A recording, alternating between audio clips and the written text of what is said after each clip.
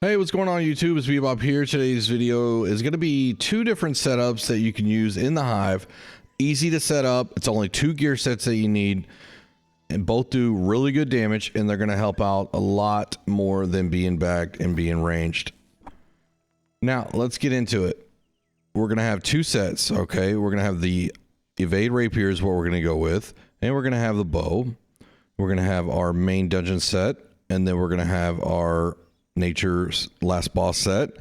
Here we are with the greatsword and bow also, so I'm gonna go ahead and include the bow in this to go ahead and give you a range option. Basically it's two gear sets, and we're gonna look at this one first. Now the rapier is the highest DPS weapon in the game. What you want to do is get the finisher artifact rapier and put disdain infliction on there, upgrade it to 725. If you don't know where to get that at, you go here to Elysian Wilds, to the elite area, the Isle of Zervan. There's a mammoth out here that when you kill him spawns into 3 mammoths, and one of those are going to drop the artifact rapier. Without getting too in depth with the rapier, if you want to fully understand the highest DPS weapon in the game, I do have a video I will link in the comments about it. It explains the 3 different builds that you can build in the skill tree with the rapier. This is the evade setup. Now, people do choose to go maybe a dot or so under here with the riposte, but this is what I choose to go with. I liked having the additional stamina. That way I can always have the haste with the stamina, and on the first boss I feel like you need the additional stamina because sometimes he stams you out and you need to get that back quickly. But the evade rapier is gonna help the bleed rapier's job a lot, make it a lot easier for her, him or her, because what the bleed rapier guy is trying to do is stack 3 bleeds and then pop them. Now, not going to get all technical here, but basically your last hit of the flurry applies a bleed, and that will help the bleed. So it's a complementary build, and it's extremely fast DPS. You're going to go right side ultimate, increase base damage on your next light attack after performing an ability. Never heavy attack with this weapon. So what you're going to do is you're going to use evade, and then you're going to use a light attack and then a flurry light attack, or what they call auto attacks. If you ever hear people that's played this game for a long time, it's auto attacks, but you're going to go evade, light attack, flurry, light attack, evade, light attack, flurry, light attack. Now, sometimes you might have to evade, light attack, evade, light attack, evade, light attack to get your flurry cooldown, because the cooldowns with the rapier are going to be on any hit, but also criticals. Critical strikes reduce all cooldowns by 5%. Reduce all rapier cooldowns by 1% on any hit. So to complement this build on your clothing, the most important piece to have is omnidirectional evade. 12% additional damage for 2 seconds after using evade. Now, if we look at the right side ultimate, you increase that by 30% on your next lighter, heavy after performing an ability. So when you, evade, you get your empower. Now that I have the omni evade piece on my clothing, come on game, let me highlight this. And now anytime I use evade, I get empower, I light attack, or what they call auto, and then I'll flurry, and then I'll light attack, and then I'll evade, and then I'll light attack, and then I'll flurry, and I'll light attack. You want to make sure that you have 4 out of 4 refreshings on your clothing. Now I'm overstacked, so keep an eye on that, but 4 out of 4, that's exactly what you want. If you have more than that, that's fine too, but you need to have 4 out of 4. With the attributes here, the 25 focus is also going to help with the cooldown reduction. I went ahead and put 50 con for a lot of new players that are going to be playing with this setup. If they're not comfortable having, 16 con or extremely low con, then 50 con, you'll be just fine. If you can't do this at 50 con, that's fine, but you're going to need to practice, stay at 50 con. When you finally learn the mechanics of movement, then you start lowering it from there. And a lot of players will say, well, that's why I go ranged, because I'm safer far away. I don't have to worry about all the boss mechanics. The game gets a lot more fun. You might not feel that way, but the game gets more fun when you're in melee. You're up there, you're dodging the mechanics, and you're getting skillful. Sitting back, just shooting a bow or whatnot is slower DPS and lower DPS than being up close in melee. This game at the high-end PvE level is melee dominant. Now, if you look at speedrun crews or whatnot, yes, they're all fitted and kitted and suited and booted, all to work with each other. They're up close. You're not going to have that in pugs. I get that. But if overall the community would start getting into melee for these events, it will make the job a lot easier. It's not fair to the tank. It's not fair to the healer to have a bunch of range Randys out there just shooting bows, not being up close and doing actual damage. I will stand on that hill and I will die on that hill. You want to go 350 dex for your 15% critical chance while empowered. The first boss does not have a back. The last boss does not have a back. The first boss has a back when he is stamina broke and then falls, okay? So the intelligence here is what you want to try to get up as high as you can. Take fruit salad or whatnot to buff that. That will help out also with the rapier, because the rapier scales with dex and int. Now the bleed rapier guy will be 350 int, and then the rest dex. In this hive, it's okay if the bleed rapier does go 350 dex. It's very hard. Like I said, the first boss, last boss don't first boss does have a bag, but only until he collapses will you be able to access that. Last boss, no back. The second boss moves a lot, so the ability to get more criticals is going to help the bleed rapier. But in any other situation, the bleed rapier is going to be 350 int. The 25 dot here will give you the 5% light attack damage. Now I am wearing attuned leather pants, so that will give me 16 free additional attributes to all of them. So just speccing 9 into the strength will get me to the 25. Now, if you want to go wing leather shoes, you definitely can. I do have those on me somewhere. I think down here in my Amrine build, where I try to haul butt through that to get my dailies done.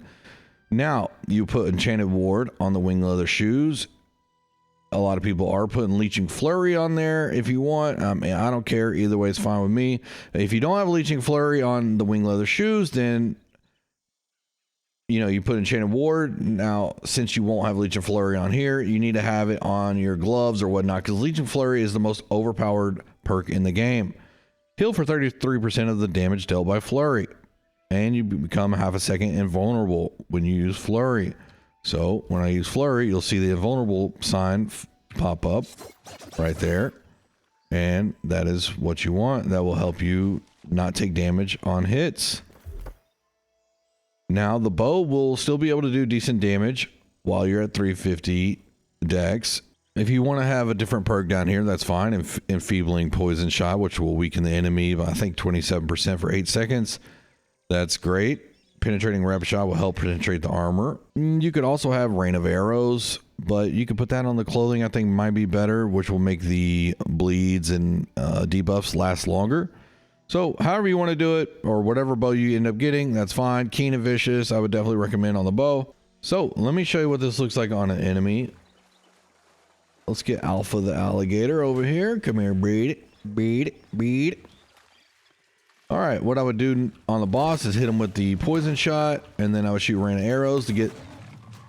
I would shoot the rain of arrows to get the dots going, and that didn't get any fucking... Few moments later. All right, so let's say this is the boss here. I'm gonna just quickly hit him with the poison shot. They're gonna come to me. I'm gonna hit rain of arrows. Now I got the bleed and the poison shot going to go ahead and boost up my heart rune, and then now I can simply evade light attack, flurry, light attack, evade light attack, and then get back to flurry, and then light attack, evade light attack, and that's all you would do with this evade rapier. It's very simple. Okay, it's not too difficult here. Now, when would you use Tondo? Well, let me show you. All right, let's pull this guy right here. I'm gonna hit him with the poison shot. Let's hit him with the arrows to get the bleeds going. Now I will evade light attack, flurry light attack. He's about to hit me, and I can riposte, and it'll stun him back. And then I can evade light attack, flurry light attack, evade light attack, flurry light attack, evade light attack, flurry light attack, evade light attack, flurry light attack. Stop it. Get some help. That's what you keep doing, all right? And then you just look at your hands and you realize, damn, I'm hurting. I should have just stayed range. What that old man talking about on that video? God, that guy sucks.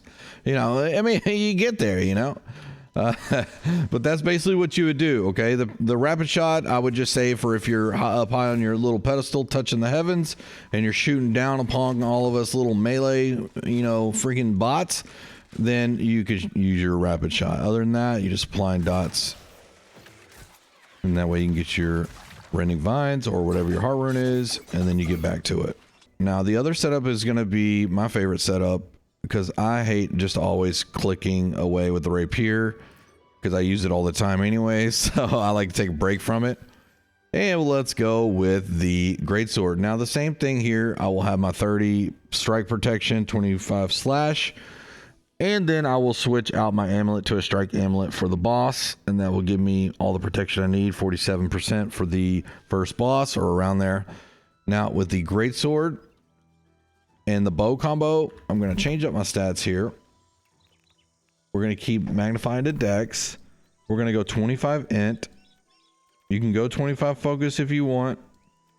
25 or 50 con or 16 con, whatever you deem necessary. And then you go to 350 dex here for the greatsword.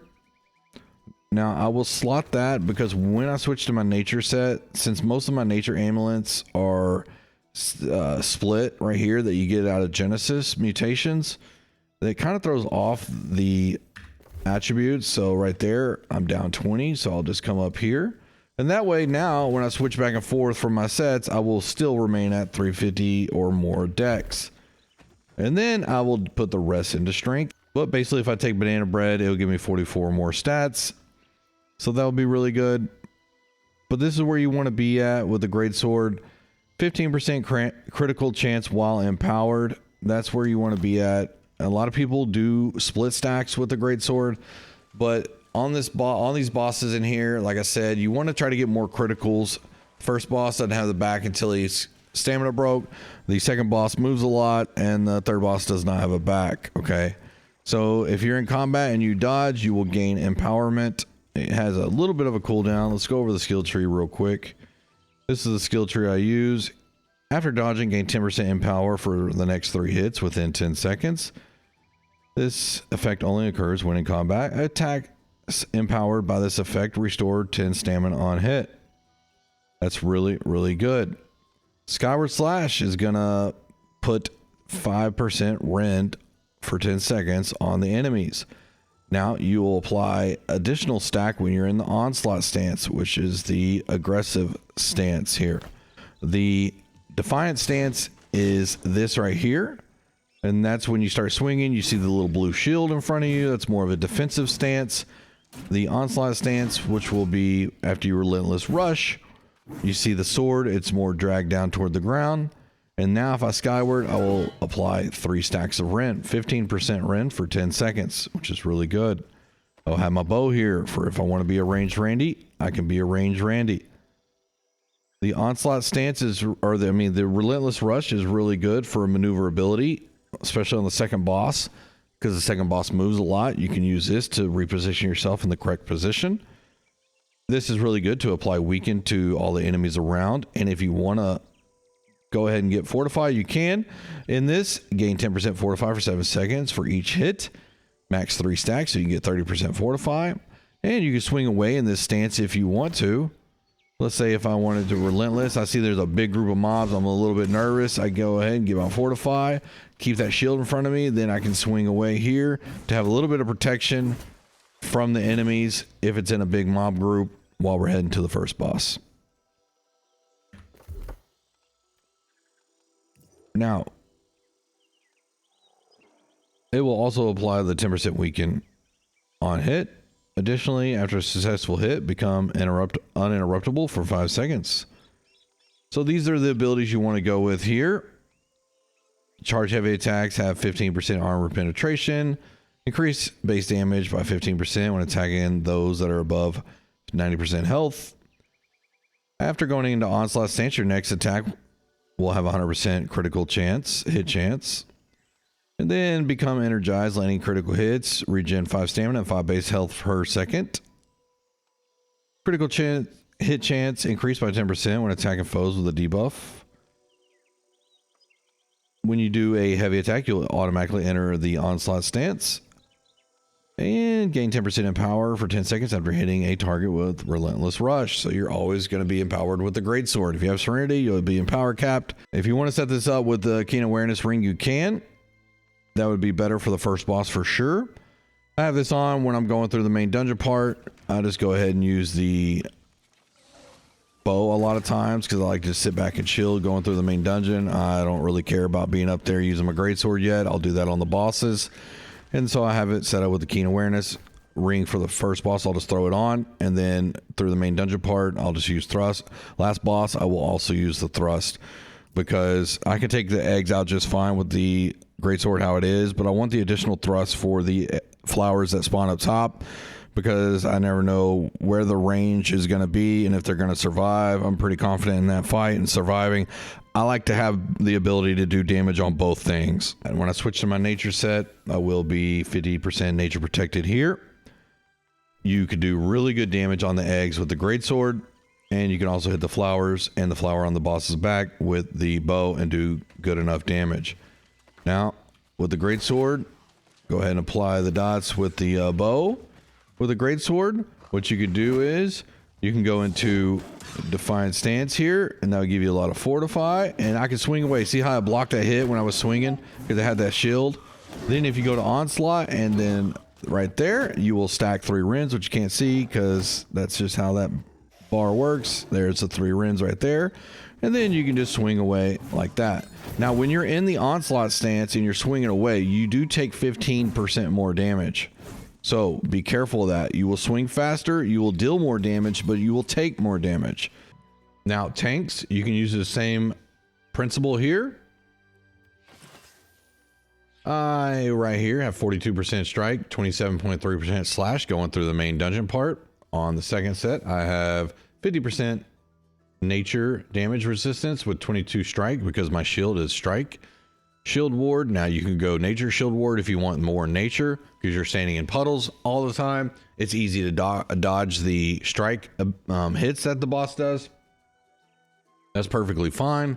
I have more shields over here. I have a slash shield ward for maybe you want to use this on the second boss. You can easily throw that on. And now my protections are 16.7% slash. Well, I need to go back to this set first before I do that, ding dong.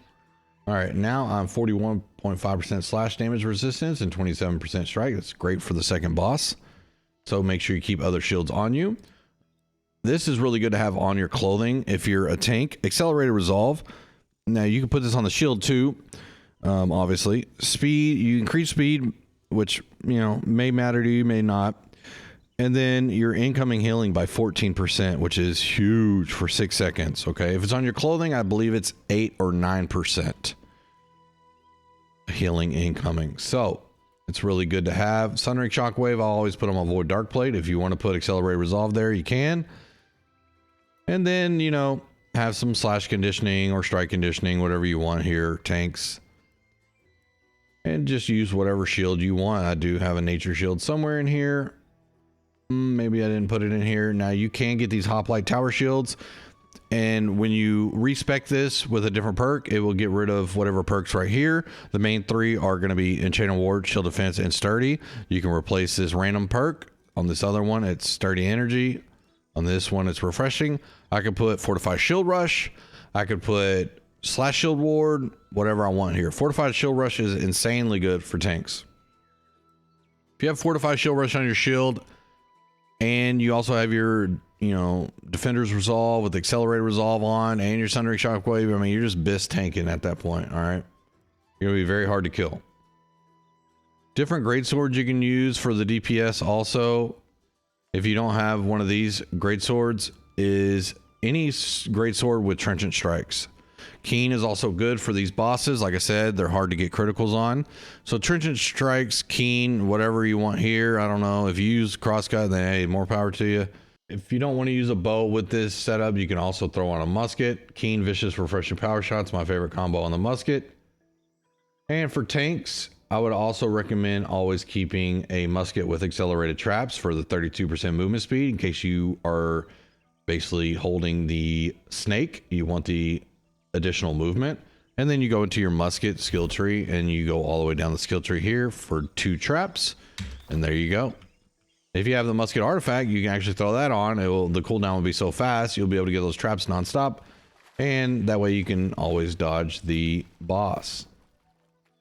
Well, that pretty much does it for this video. Just kind of wanted to explain different things. On that first boss, before we end it, if you want to go Rending Vines, you can put it down right as he's about to collapse. But this right here, the Brutal Heart Rune Detonate, is real quick to get. This will do about 13 15 to 15k when he is stammed out and down when you're toward his back. That's just a big damage, you know, hit. So if a lot of people will have this when he goes down, that's 15k per person. I mean, that's that's a lot of damage there. That's a lot of damage. Beating down the competition. Woo! All right, I hope you all enjoyed the video. If you have any questions, let me know. I will be coming out with a Renbot video and some other different builds, including a Fire Staff build. So stay tuned for that, and I'll see you on the next video. Bye. Have a great time.